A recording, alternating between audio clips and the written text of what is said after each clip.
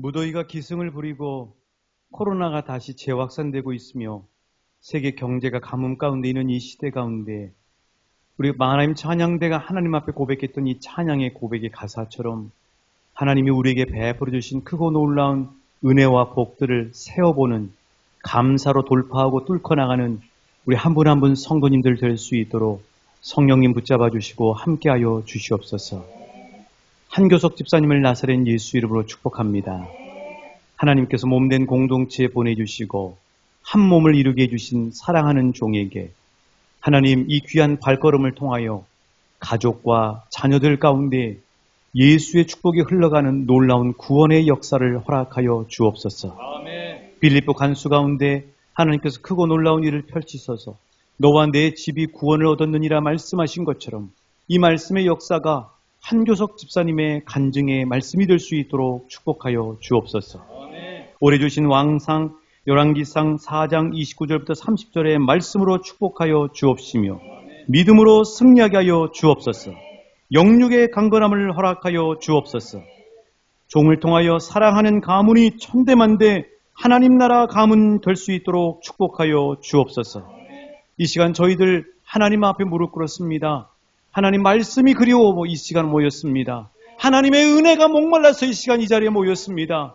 하늘문을 활짝 열어 주옵시고 반석이 터지게 하여 주옵시며 말씀이 우리 영혼에 스며들게 하여 주옵시고 우리의 영혼 가운데 있는 찌꺼기들이 말씀의 놀라운 생수를 통하여 깨끗하게 씻음받게 하여 주옵시며 말씀이요 육신이 되신 우리 구주 예수님을 뜨겁게 만나는 복된 다메섹 도상이 되게 하여 주옵소서.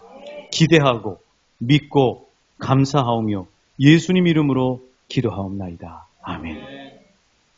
우리 주님 이름으로 사랑하고 축복합니다. 오늘 이제 믿음에 대해서 좀 얘기를 하려고 그래요. 믿음. 자, 이 믿음. 우리가 이제 평상시에 믿음을 생각할 때는 별로 그렇게 믿음이 중요한 것 같지가 않습니다. 무슨 믿음이 필요하나. 그리고 우리 피부에 가장 실질적으로 와닿는 건 뭐냐면 세상살이에요. 세상살이. 자칫 믿음이 세상살이로 인해서 뒷전으로 밀리는 경우가 매우 많습니다. 말씀이 세상살이보다 더 뒷전에 밀리는 경우가 상당히 많아요. 그런데 믿음이 왜 중요한가? 꼭 보험과 같다고 생각해요. 보험. 여러분 보험 아시죠? 보험이 어때요? 보험은 평상시에는 보험이 별로 필요가 없는 것처럼 느껴져요. 사실 요즘에야 보험을 많이 드셨지만 예전에 어르신들은 무슨 보험을 들어? 보험 매달 드는 것도 보통 금액도 아니고 너무너무 아까워 하고 생각하시는 분들이 상당히 많았어요. 그런데 이 보험이 어떨 때 필요하죠? 갑자기 운전을 잘하고 가다가 피곤했는지 옆에 주차되어 있는 차를 긁어버렸어요. 그때 뭐가 생각이 나요? 보험이 절실해집니다. 다 그런 일이 없으셔야 되겠지만은 갑자기 아파가지고 병원에 입원해서 수술을 받아야 되는 거예요. 그러면 그때 절실해지는 게 뭐예요? 보험이에요. 그렇죠. 그래서 요즘은 보험이 잘 돼 있어서 이 보험만 가입을 하면 지금 제가 보험 지금 제가 세일즈맨이 되고 지금 말았습니다.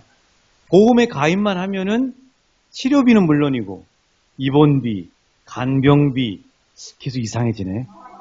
그리고 심지어는 일당까지도 직장에 출근을 못해서 이렇게 하는 그 일당까지도 다 보험으로 커버가 된다고 그러죠. 네, 그렇게 되는 것들을 사람들이 경험을 해서 보험을 넣는 거죠. 믿음이 이와 같다고 저는 생각이 들어요. 믿음이 평상시에는 별로 필요가 없는 것 같아요. 오히려 귀찮아요. 하지 말아라, 뭐 해라, 땀 흘려서 쏟아라, 이웃을 섬겨라, 교회를 사랑해라. 얼마나 귀찮습니까? 그런데 이 믿음이라고 하는 이 보험도 어느 때 중요하냐면은 급박한 상황이 벌어질 때, 예를 들면은 생각지도 못하는 어려움이 헨리의 성처럼 우리에게 와서 부딪혀 버리는 거죠. 그때 이제 우리에게는 믿음이 절실한 거예요. 갑자기 다 원하지는 않겠지만은 시한부 선고를 받은 거죠. 죽음의 그늘이 가깝게 느껴지는 거예요. 죽음의 그늘이 막 드리워지는 거죠. 그때 사람들은 믿음이 소중하다는 사실을 깨닫게 됩니다. 갑자기 직장에서 해고 통보를 받은 거예요. 얼마나 막막해요, 여러분. 경제도 어려운데. 그런 상황 속에서 믿음이 절실해집니다. 그래서 어떤 사람이 지혜로운 사람이에요? 건강할 때, 평상시에 사고가 없을 때 미리 보험을 들어두는 사람이 지혜로운 사람이죠. 그런 것처럼 믿음이라고 하는 보험도 건강할 때, 또 평안할 때, 그리고 우리 삶 가운데 정말 하나님께서 늘 지켜주시는 이 평안함이 있을 때 들어두는 사람이 바로 복된 사람이라고 하는 사실을 기억하시면 좋겠습니다. 옆 사람에게 이렇게 축복했으면 좋겠어요. 믿음 보험 꼭 들어두세요. 믿음 보험 꼭 들어주세요. 천국 보험입니다. 천국 보험입니다. 영생 보험입니다. 영생 보험입니다. 그렇습니다. 믿음의 보험. 믿음의 보험이죠. 자, 히브리서 9장 27절 한번 같이 우리 읽어보실까요? 히브리서 9장 27절입니다. 같이 읽습니다. 시작. 한 번 죽는 것은 사람에게 정해진 것이요. 그 후에는 심판이 있어요. 그렇습니다. 사람이 죽지 않는다면 믿음의 보험이 필요 없어요. 근데 우리는 모두 다 죽음을 피할 수 있다, 없다? 없다. 한 번 죽는 것은 정해진 것이다. 그 다음에 뭐가 있다? 심판이 있다고 말씀하세요. 그러니까 무슨 보험이 필요해요? 한번 따라해 주시죠. 믿음 보험. 자, 그럼 믿음 보험은 대체로 누구한테 드는 건가? 어떻게 하는 건가? 우리 잘 아는 요한복음 3장 16절 그리고 18절 말씀에 생생하게 기록되어 있죠. 같이 읽어보실까요? 시작. 하나님이 세상을 이처럼 사랑하사 독생자를 주셨으니 이는 그를 믿는 자마다 멸망하지 않고 영생을 얻게 하려 하십니다. 여러분 믿으시죠? 그를 믿는 자마다 멸망하지 않고 영생을 얻게 하려 하십니다. 하나님의 축복이죠. 우리 18절도 같이 읽어보실까요? 시작. 그를 믿는 자는 심판을 받지 아니하는 것이요 벌써 심판을 받은 것입니다. 아멘. 그래, 알았어요. 목사님 다 알았어요. 예수 믿는 믿음이 나를 구원해주고 천국 가게 해주는 영생보험이라는 것을 알았어요. 그런데 지금은 내가 하는 일이 너무 바빠요. 우리 자녀들도 어느 정도 결혼시켜야 되고, 그리고 농산일도 바쁘고, 우리 집도 좀 안정이 돼야 되고, 취업도 해야 되고, 돈도 벌어서 결혼 준비도 해야 되고, 내 집도 마련해야 되고, 이 다음에 여유가 생기면 중요한지 알았으니까 반드시 꼭 죽기 전에 예수 믿을게요. 근데 오늘 이 본당에 올라오기 전에 하차서에 보니까 주인평이 딱 떴더라고요. 주인평을 보니까 오늘 주인평 내용이 이래요. 사람들은 대부분 나를 영접하는 일을 보류하면서 언젠가는 교회에 나갈 거라고들 말하지. 그러나 나를 삶의 배경화면으로 밀쳐두는 시간이 길어질수록 나를 찾기가 더 어려워진다. 깜짝 놀랐어요. 성령님은 함께 통하는구나. 오늘 우리에게 주시는 말씀과 주인평이 함께 통하는구나. 오늘 우리에게 동일하게 하나님께서 이 사실을 강조하시고 말씀하시고 계시는구나 하는 사실을 주인평을 보면서 알 수 있었어요. 근데 문제는 뭐냐? 이 다음에 할게요. 꼭 내가 예수 믿을게요. 우리가 전도하면 그러잖아요. 목사님 이 다음에 꼭 제가 다른 교회 안 가고 왕춘교회 갈게요. 이렇게 말씀하시죠. 근데 문제는 뭐냐면은 내가 언제 죽을지를 모른다는 거예요. 여러분 아베 총리가 7월 8일 날 아침에 악기의 여사에게 나 잘 갔다 올게 하고 집을 나섰을 때 그 발걸음이 마지막 발걸음이 될 거라는 사실을 알았을까요? 몰랐던 거죠. 아마 아베 전 총리는 집을 나서서 참의원 선거를 지지 유세하기 위해서 가면서도 그 가슴 안에는 자민당 정권과 또 자신이 해야 될 아주 일본 평화헌법이니 뭐니 이런 것들에 대한 꿈이 부풀어가지고 힘차게 갔을 거라고요. 자신이 가는 그 발걸음이 마지막 발걸음이 될 거라고 하는 사실. 몇 시간만 지나면 1인치도 자기 스스로 움직일 수 없는 차가운 죽음이 될 거라는 사실을 아베 총리는 전혀 예상하지 못했어요. 그래서 믿음의 보험을 미리 들어두는 것이 매우 중요해요. 지금 즉시 들으셔야 돼요. 여러분 믿음의 보험 들으시겠어요?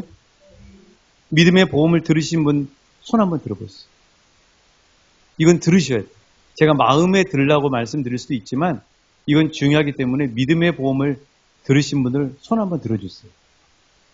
그래요. 감사해요. 제가 보는 것이 아니라 하나님이 보시고 분명히 인쳐주신 줄 믿습니다. 정말 믿음의 보험을 난 들어봐야 되겠다 하는 분 이 시간 제가 도와드릴게요. 어렵지 않아요. 믿음의 보험은 까다롭지 않습니다. 절차가 너무너무 간단해. 이렇게 쉽게 믿음의 보험에 들 수 있어? 하고 이야기할 정도예요. 어떤 거냐고요? 제가 도와드릴게요. 여러분 마음으로 따라하셔도 되고요. 입술로 따라하셔도 상관없습니다. 예수님을 주로 고백하시겠습니까? 예수님이 나의 죄를 위해 십자가에서 죽으시고 부활하셨음을 믿으시겠습니까? 그래서 예수님이 죽을 수밖에 없는 나의 죄를 위해 죽으셨고 예수님이 부활하셨기 때문에 나도 부활함을 믿으시겠습니까? 여러분 이 사실을 여러분 진심으로 믿으신다면 여러분 이 시간 하나님 앞에서 믿음의 보험에 지금 즉시 가입되신 줄 믿습니다. 주님의 이름으로 축하하고 축복드립니다. 그리고 그 고백대로 성령님께서 예수님의 보혈로 인쳐주실 줄 믿습니다. 잘하셨어요.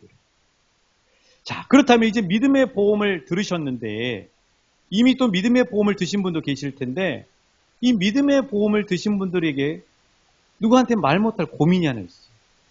그 고민이 뭐냐면은 이 믿음의 이 보험에 들어있는 나의 믿음이 오락가락할 때가 많다는 거예요. 요즘처럼 날씨가 더우면 그래서 막 짜증나고 힘든 일이 있으면 문제가 벌어지면 내 믿음이 바닥을 칠 때가 있어. 내가 정말 믿음이 있는 사람 맞나? 내가 정말 하나님 믿고 있는가? 하고 자기 믿음이 어디 갔는지 마치 아침에 새벽 기도로 오면은 짙게 안개가 끼어 있어요. 짙어서 온 땅을 쫙 안개가 이렇게 깔려 있습니다. 그러다가 해가 비치기 시작하면요. 그 안개가 언제 끼었냐는 듯이 온데간데 없이 사라져버리고 없어요.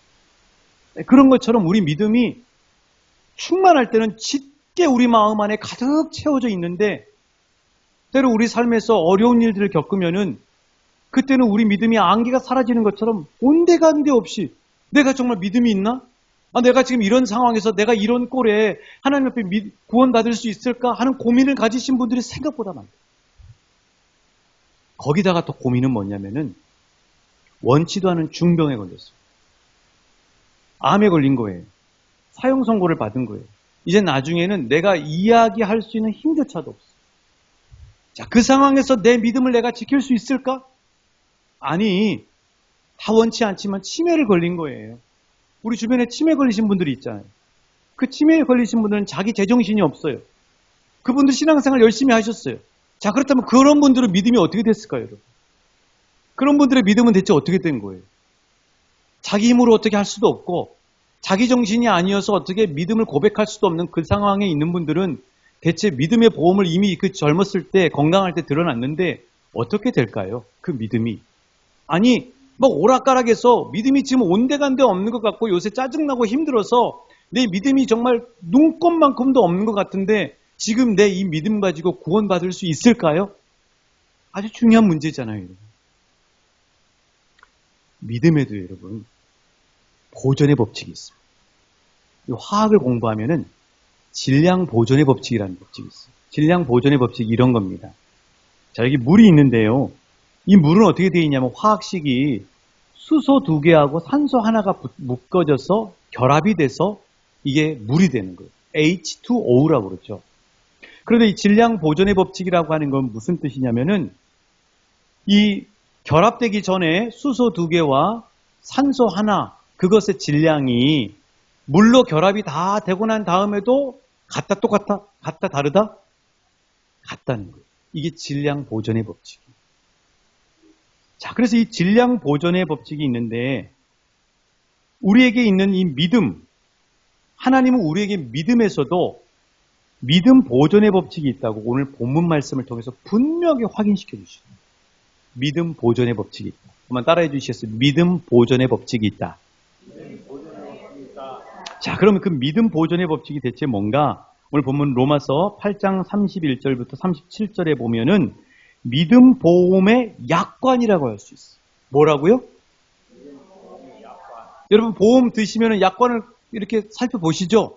물론 그 약관이 매우 어려워서 무슨 말인지 잘 모를 때가 많지만 어쨌든 그 약관이 매우 중요해요. 왜냐하면 어떤 사건이 벌어졌을 때, 사고가 벌어졌을 때 그 약관에 의해서 보험이 보상이 되거든요. 보장이 되거든요. 그 약관이 매우 중요해요. 오늘 로마서 8장 31절부터 37절의 말씀이 뭐라고요? 믿음 보험에 잊어버리셨어요? 믿음 보험에 뭐예요? 약관. 자, 그러면 하나님이 너 나하고 믿음의 보험 계약을 하면 이런 상황이 벌어질 때 내가 이렇게 보장하겠다 하고 말씀하세요. 자, 먼저 31절에 약관을 볼까요? 31절. 자, 어떤 상황이 벌어졌을 때입니까? 31절에 보시면 대적이 나타났어요. 여러분, 우리가 살다 보면 대적들 많죠? 사회생활에서 나를 대적하는 사람도 있고요. 눈에 보이지 않지만 영적인 마귀가 우리를 대적하죠.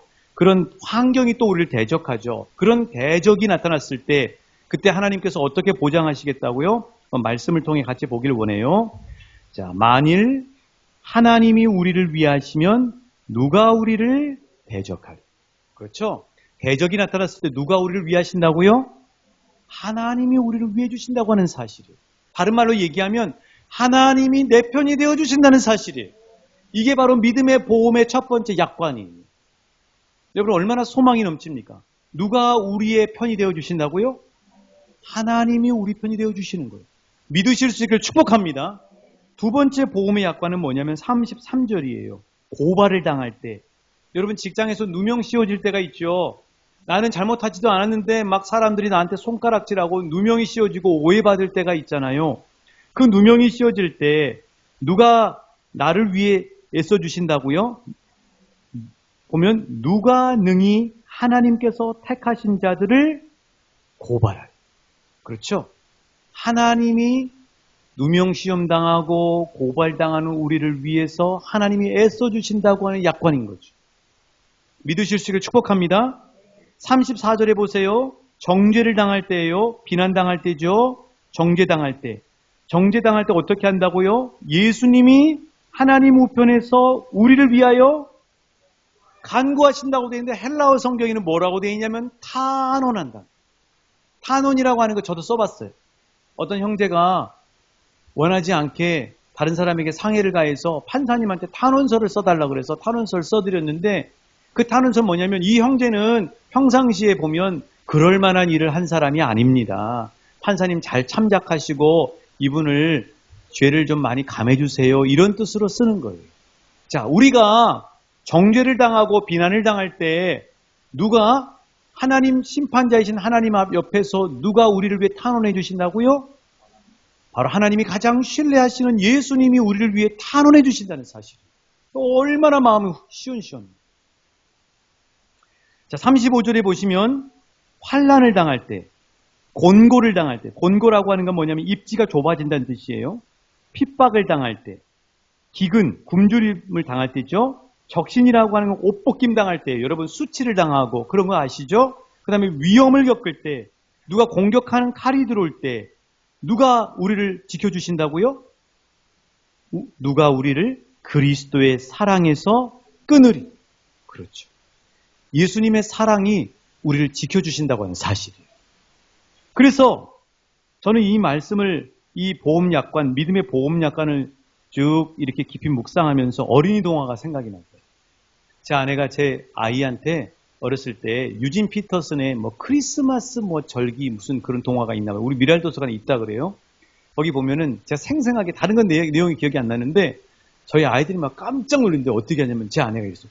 누가 감히 이렇게 했어요. 누가 우리를 대적할 때, 누가 우리를 비난하고 고발할 때, 누가 우리를 정죄할 때, 누가 우리에게 해를 가하고 환난과 곤고와 적신과 위험과 칼이 있을 때 누가 하신다고요? 누가 감히 내 사랑하는 아들, 딸들을 공격해? 하고 이 보험약관의 결론이 뭐냐? 37절의 말씀. 우리 함께 이 말씀 우리 가슴에 새기길 원해요. 37절입니다. 시작. 그러나 이 모든 일에 우리를 사랑하시는 이로 말미암아 우리가 넉넉히 이기는. 아멘. 그렇죠. 이 모든 일에 어떻게 이긴다고요? 넉넉히 이겨요. 근데 어떻게 넉넉히 이겨요? 따라해 주시겠어요? 우리를 사랑하시는 이로 말미암아. 여러분, 하나님의 우리를 향한 사랑은 변함이 없어요. 믿음이 약해도 변함이 없어요. 우리가 때로 하나님 뜻대로 못 살아도 하나님의 사랑은 변함이 없어요. 제가 어제 시편 136편을 묵상했는데 여호와의 인자하심 때문에 감사하라 그거거든요. 하나님의 인자하심이라고 하는 게 뭐냐면 변함없이 나를 사랑해 주신다는 거예요. 그러니까 우리가 어떻게 넉넉히 이기냐면 하나님의 변함없는 사랑 때문에 우리는 능히 이기고도 남는다는 사실이에요. 이게 바로 믿음의 보험의 결론. 자, 옆 사람에게 축복하십시오. 당신은 사랑하는 하나님 때문에 넉넉히 이깁니다. 그렇습니다. 이게 하나님의 약속이에요. 믿으실 수 있기를 축복합니다. 여러분의 말씀, 하나님의 생명의 말씀으로 붙들어 가시기를 축복합니다. 안타깝게도 일본의 아베 총리는 유세 도중에 암살을 당하고 말았어요. 근데 그 일이 있고 난 다음에 이 언론과 SNS에 두 가지 사진이 딱 비교돼서 나왔어요. 이 사진이. 자, 참 마음이 아픈 일이죠. 저런 일을 겪은 거예요. 근데 저 허접한 경호에 일본 열도 탄식이라고 되어 있어요. 저는 허접한이란 말은 좀 옳지 않은가 허술한 경호라고 하는 게 맞을 것 같아요. 허술한 경호. 전 총리입니다. 일본 최고의 권력자예요. 12년 동안 총리를 했어요. 일본에서 총리 중에 가장 긴 시간을 재임을 했고요. 자민당이라고 하는 집권당의 가장 다수파를 차지하는 사람들이 바로 아베를 추앙하는 사람들이에요. 그래서 아베파라고 하는 그 파가 그 안에 있는 거죠. 그 사람들이 좌지우지하고 일본을 이끌어요. 그런데 저런 아베 총리가 한순간에 총에 맞아서 암살을 당한 거예요. 근데 그 전 총리니까 경호원들이 있겠죠. 경호원들이 있는데 세상에 어디서 총을 쐈어요? 뒤에서 총을 쏜 거예요. 7, 8m나 누가 가까이 다가오는데 경호원들이 있었는데도 불구하고 검열을 안 한 거죠. 더 문제는 뭐냐? 그 만들어 놓은 쏴제총 가지고 한 발을 쐈는데 한 발을 쏴도 아무도 제지하지 않은 거예요. 두 발까지 맞아서 완전히 그냥 심장이며 목이 다 관통이 돼가지고 결국 과다출혈로 안타깝게 생을 마감하게 된 거죠. 자, 그런데 죄송한 이야기지만 이 사진과 비교돼서 또 하나의 사진이 뜬 거예요. 저 사진은요, 올 3월 24일에 박근혜 전 대통령이 추록을 하고 난 다음에 대구 달성 지역에 사저를 새로 지었는데 그 사저에 이제 내려와서 처음으로 이제 살려고 내려온 거죠. 그러면서 이제 기자회견을 하려고 하던 찰나였어요. 그런데 어떤 사람이 소주병을 던진 겁니다. 아마 그 당시에는 화염병이 날라왔다고 생각을 했겠죠. 소주병이 박근혜 대통령을 향해 날아오는 순간에 누가 나타난 거예요? 저분이 중국에서 유명한 스타가 됐다고 그러셨어요. 저분 이 손에 뭐가 들고 있어요? 총 들고 있죠? 여자 경호원. 중국에서 스타가 됐대요. 순간 나타난 거예요. 그리고 저 발로 저 깨져 있는 소주병을 밟고 있는 모습을 보세요. 그리고 그 다음 순간이 어떻게 됐냐면 이렇게 됩니다. 그 다음 순간이 경호원들이 둘러싸버려요. 이게 우리나라 경호체계예요. 우리나라 경호체. 쫙 올려가지고 저건 뭘까요? 저 가방처럼 돼 있는 거는 방탄 가방이죠. 총이 뚫을 수 없는 방탄 가방이에요. 여러분, 우리가 고난을 당하고 우리가 어려움을 겪고 우리가 환난을 당하고 우리가 모함을 당하고 우리가 고소를 당하고 우리가 위협을 받고 사탄 마귀의 공격을 받을 때 우리는 하나님께서 어떻게 경호해 주실까요? 아베 총리처럼 경호해 주실까요? 아닙니다. 우리나라 경호원들처럼 철통 경호로 하나님이 지켜주신다는 사실이에요. 뭘로 지켜주시냐고요? 믿음의 방패로 지켜주신다는 사실이에요. 그게 에베소서 6장에 있는 말씀이잖아요. 하나님이 저와 여러분을 철통 경호하시면서 지켜 보호해 주시고 계신다는 사실이에요. 얼마나 든든하고 감사한 일입니까? 그래서 이 성경에 가장 많이 나오는 약속이 뭐냐면은 내가 너와 함께하고 너를 지킬 테니까 두려워하지 마라. 이게 무려 366회나 나온 거예요. 365일이 아니라 366회나 하나님께서 내가 너와 함께하고 있어. 내가 너를 지킬 거야. 그러니까 너는 두려워하지 마라. 강하고 담대해라. 하고 하나님이 계속해서 366회나 성경을 통해 저와 여러분에게 약속하신 말씀을 확인시켜 주시는 사실. 예수님이 베드로를 비롯한 제자들에게도 이 하나님의 믿음의 보험의 약속을 해주셨어요. 자, 예수님이 제자들에게 어떻게 약속해 주셨는가? 요한복음 6장 39절부터 40절 말씀입니다. 자, 예수님이 전달해 주신 거죠. 하나님 아버지의 뜻을 전달해 주신 거예요. 같이 읽어보실까요? 시작.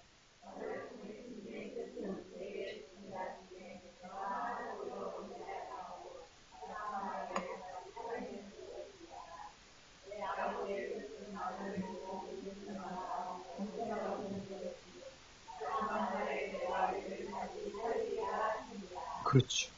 예수님이 하신 말씀이 뭐예요? 마지막 날까지 하나도 내가 잃어버리지 않겠다. 다시 다 살리겠다. 내 아버지의 뜻은 아들을 보고 믿는 자마다, 믿음의 보험에 가입한 사람마다 영생을 얻는 이것이니 마지막 날에 내가 다시 살리리라. 이렇게 말씀해 주시고. 근데 여러분, 베드로가 예수님의 이 말씀을 들었을 때 귀 기울여 들었을까요? 귀 기울여 듣지 않았을 것 같아요. 왜냐하면 평안했으니까. 자기 믿음에 자신이 있었습니다. 어떻게 베드로가 자신이 있었어요? 우리 잘 알죠? 말씀으로 보길 원해요. 마태복음 26장 33절부터 35절이에요. 베드로가 얼마나 자기 믿음에 자신을 했는가. 시작. 베드로가 대답하여 이르되 모두 주를 버릴지라도 나는 결코 버리지 않겠다. 자신만만하죠? 예수님이 말씀하세요. 34절입니다. 시작. 예수께서 대답하여 오늘 밤 닭 울기 전에 내가 3번 나를 부린다. 예수님 말씀하셨어요. 자, 베드로의 대답입니다. 35절이죠. 시작. 베드로가 이르되 죽을지언정 주를 부인하지 않겠나이다 하고 모든 제자도 그와 같이 말하라. 베드로가 이렇게 대답했어요. 자기 믿음을 자신했어요. 나는 절대 모두 주를 버릴지라도 결코 버리지 않겠습니다. 예수님이 3번 부인하리라 말씀하니까 내가 죽을지라도 주와 함께 죽을지언정 주를 부인하지 않겠습니다. 얘기했어요. 여러분, 베드로가 이렇게 얘기했을 때 거짓말이었을까요? 베드로가 거짓말을 이렇게 얘기했을까요? 진심으로 얘기했겠죠. 베드로가 진심으로 얘기한 거예요. 근데 베드로는 어떻게 됐어요? 그 이후에 예수님이 붙잡히시고 대제사장 가야바의 집에 끌려가셨을 때 베드로는 한낱 계집종, 여종 앞에서 자신이 필사각오로 자신 있어 하고 결코 주님을 부인하지 않겠다고 했던 그 베드로의 믿음이 와르르 무너져 버렸어요. 와르르 무너져 버렸어요. 이 마음은 원이로되 육신이 약하다고 하는 그 말처럼 베드로는 그렇게 돼버린 거죠. 우리가 베드로가 될 때가 많지 않아요? 우리가 어떻게 우리 믿음을 자신할 수 있어요? 내가 내 믿음 지금은 뜨거워서, 지금 예배 시간엔 뜨거워서, 지금은 하나님의 은혜가 너무나 생생해서 내 절대 주님을 포기하지 않고 끝까지 주님을 붙잡을 거야. 나는 끝까지 주님을 믿을 거야. 어떤 일이 있어도 믿음으로 돌파할 거야. 하고 우리도 베드로처럼 장담하고 자신이 있어 할 수 있겠죠. 그런데 베드로는 그렇게 장담하고 자신했음에도 불구하고 와르르 자신의 믿음이 무너져버리는 처참한 경험을 하게 된 거죠. 근데 거기서 끝나면 우리에게는 소망이 없는데 그 다음에 우리 예수님이 부활하시고 난 다음에 아까 말씀드렸던 약속하셨던 요한복음 6장 39절 40절처럼 마지막 날까지 내가 이미 택한 사람들 다 살려내겠다. 한 사람도 잃어버리지 않겠다 하는 그 약속의 말씀대로 예수님이 부활하신 예수님이 뭐 하러 바쁘시게 다니시냐면 믿음이 와르르 무너져 있는 제자들을 회복시키시기 위해서 다니셔요. 그래서 요한복음 19장부터 보면 예수님이 부활하시고 난 다음에 예수님의 모든 행적들을 보면은 예수님은 믿음이 무너져 있고 믿음이 그냥 깨져 있는 그 제자들을 찾아가서 부지런히 그들의 믿음을 회복시키시고, 마가의 다락방에 숨어가지고 자신들이 무너져 있고 풀이 죽어 있고 두려워 떨고 있는 제자들에게 찾아가서 예수님이 뭐라고 말씀하셨죠? 이렇게 말씀하셨잖아요. 평안할지어다. 성령을 받으라. 그 자리에 없어서 못 믿겠다고 이야기하는 의심 많은 제자 도마. 그 도마에게 며칠 지나서 예수님이 직접 찾아가시잖아요. 그리고 그 도마에게 뭘 보여주셔요? 올리시죠. 뭐가 보여요? 창자국이 보여요. 손을 내밀어 주시죠. 뭐가 보여요? 못자국이 보이죠. 도마야, 이걸 보고 믿었니? 보지 않고 믿는 자가 복되단다. 하고 도마의 믿음을 예수님이 회복시켜 주셨어요. 처참하게 믿음을 장담했다가 처참하게 무너진 베드로에게 예수님은 디베랴 바닷가로 찾아가셔서 요한복음 21장에 보면 아침 조반을 차려주시고, 그리고 아주 아름다운 사랑의 노래를 하죠. 너무너무 아름답잖아요. 요한의 아들 시몬아, 내가 나를 사랑하니? 내가 주님을 사랑하는 줄 주께서 아십니다. 여러분, 그 예수님이 디베랴 바닷가에 베드로를 찾아가셔서 그렇게 만나시고 3번이나 물으신 이유가 뭐예요? 무너졌던, 와르르 무너졌던 베드로의 믿음을 예수님이 질량 보존의 법칙처럼 믿음 보존의 법칙으로 회복시켜 주신 거예요.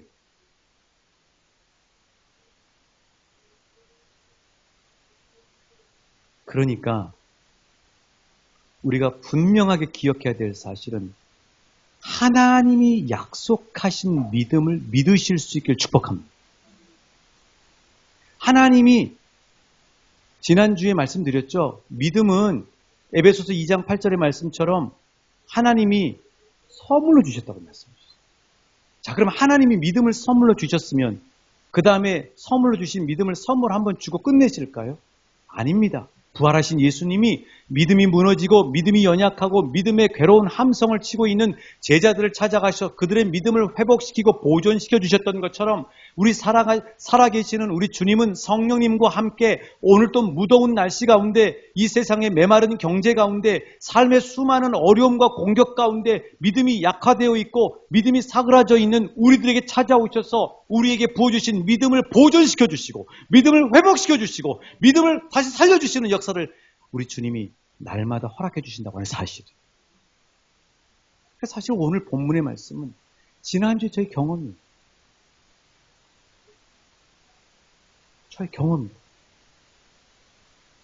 그래서 도표를 하나 여러분에게 띄워드릴게요. 믿음에는 하나님이 약속하신 믿음이 있어요. 하나님이 약속하신 믿음. 하나님이 한 번 약속하시면 그 믿음을 끝까지 돌봐주시고 지켜주시고. 한번 따라해 주시겠어요? 하나님이 약속하시면 나의 믿음을 끝까지 돌봐주시고 지켜주신다. PPT 띄워주세요. 그런데 단 조건이 있어요. 가룟 유다처럼 스스로 포기하면 안 돼요. 왜냐하면 우리는 자유의지가 있기 때문에 하나님이 아무리 우리에게 부어주고 우리를 이끄시려고 해도 자기 스스로 포기하는 사람은 하나님도 어떻게 하실 수가 없어요. 그러니까 로봇가 아니죠, 인간은. 그런데 베드로처럼 힘들고 어려워도 악을 쓰면서 견디고 얼굴이 부끄러워서 들지 못할지라도 계속해서 버티고 버티는 사람들에게는 하나님께서 반드시 찾아가셔서 그의 깨어져 있는 믿음을 보존시키시고 회복시켜 주시고 치유해 주시는 역사를 허락해 주신다는 사실. 그게 바로 하나님이 약속하신 믿음입니다. 그래서 온전한 믿음은 어떻게 되냐면 하나님이 위로부터 약속하신 믿음을 비구름처럼 계속해서 부어주시고 회복시켜 주십니다. 자, 누르시면 나옵니다.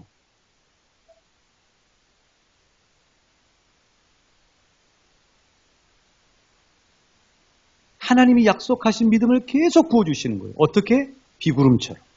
계속해서 부어주시는 거죠. 계속 누르시면 나와요. 네. 기존 철로역정의 저 그림이 항상 너무나 은혜가 돼요. 철로역정에 보면요, 저 그림이 나옵니다.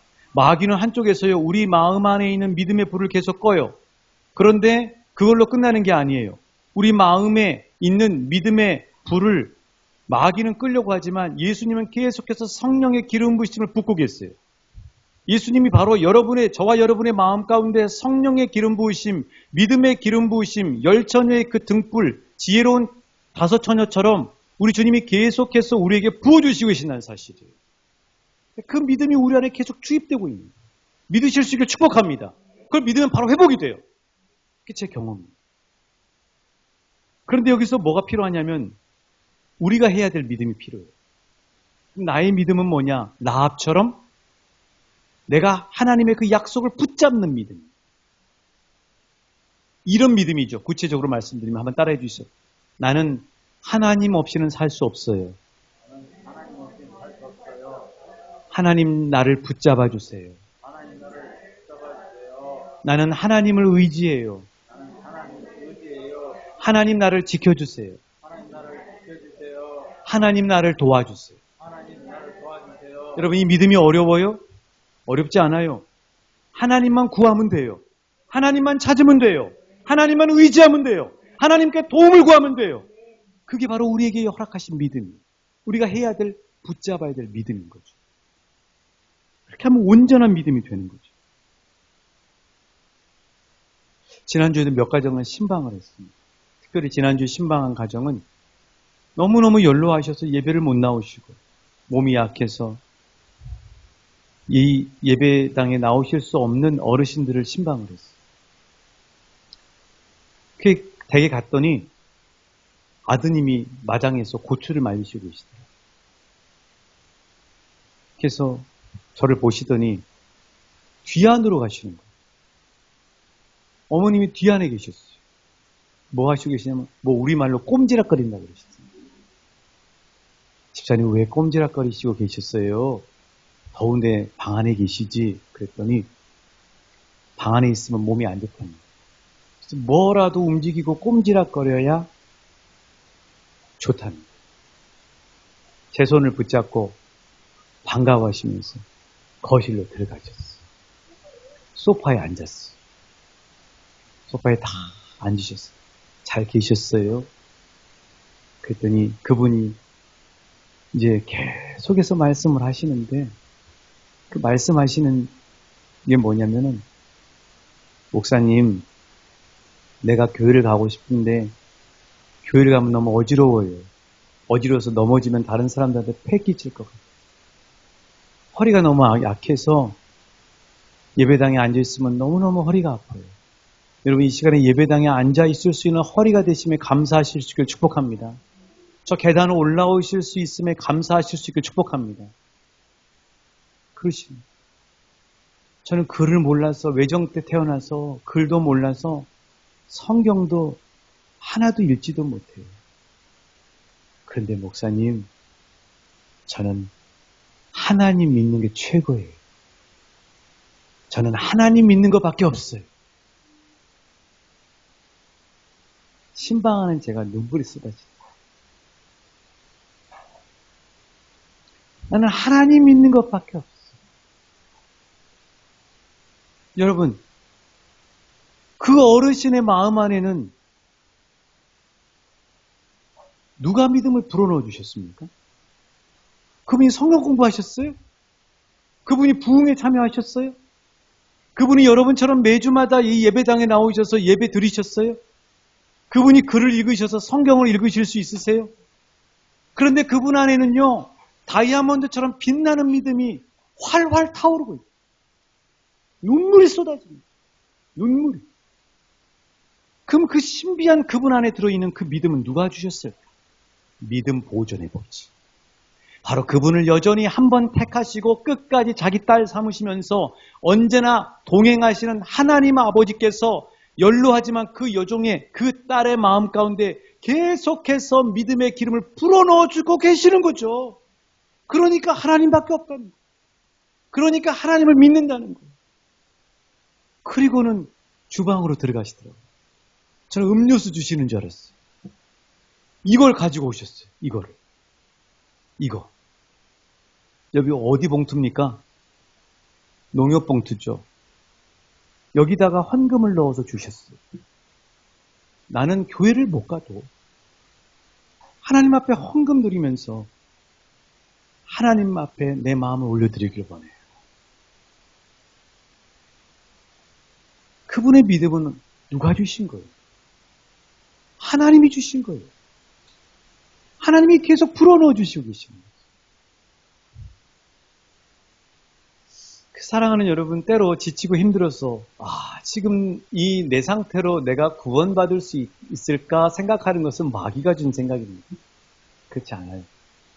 하나님은 저와 여러분을 한번 택하시면 계속해서 우리 믿음을 보존해 주세요. 믿으실 수 있길 축복합니다. 하나님이 계속 보존해 주세요. 오늘 말씀을 정리하길 원해요. 하나님께 믿음의 보험을 들으셨잖아요. 하나님은 이 약관처럼 어떤 상황이 벌어져도 우리를 끝까지 책임지시고 지키시고 보호하시겠다고 말씀해 주셨어요. 그래서 그러나 이 모든 일에 우리를 사랑하시는 이로 말미암아 우리가 넉넉히 이기느니라. 치매 걸려도요. 아닙니다. 하나님이 우리 안에 있는 믿음을 지켜주시는 거예요. 그래서 구원 받으실 수 있어요. 이 좋은 하나님의 사랑 앞에 나가시면서 하나님, 오늘도 하나님 찬양합니다 하고 우리 함께 고백했으면 좋겠습니다.